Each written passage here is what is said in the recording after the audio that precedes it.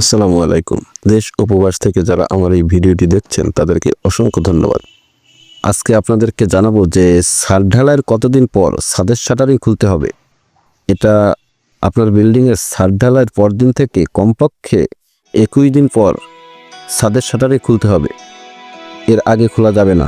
মানে ছাদ ঢালাইয়ের পরদিন থেকে আপনার 21 থেকে 28 দিন পর্যন্ত আপনার ছাদের শাটারিং ধরে রাখতে হবে।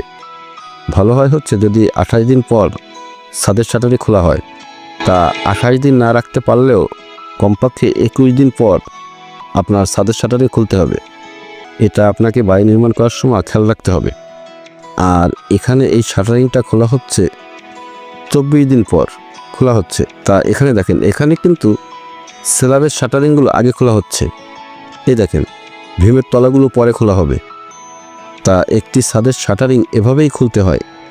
আগে ছাদের স্ল্যাবের শাটারিং, তারপর ভীমের সাইড, এগুলো আগে খুলে তারপর ভীমের তলাগুলো খুলতে হয়।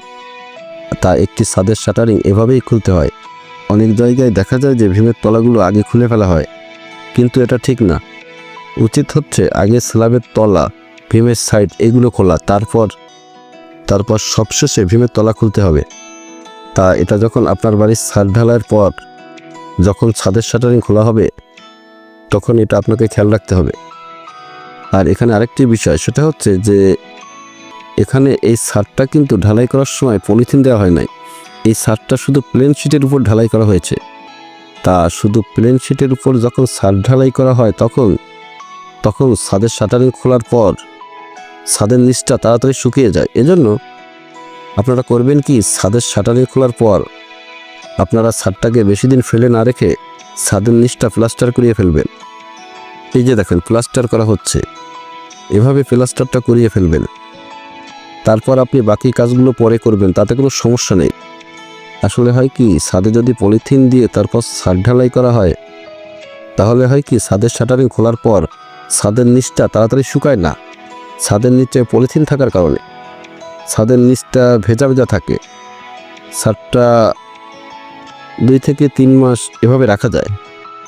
কিন্তু ছাদে যখন পলিথিন ছাড়া ছাদ ঢালাই করা হবে, তখন হয় কি ছাদের শাটারিং খোলার পর ছাদের নিচটা তাড়াতাড়ি শুকিয়ে যায়।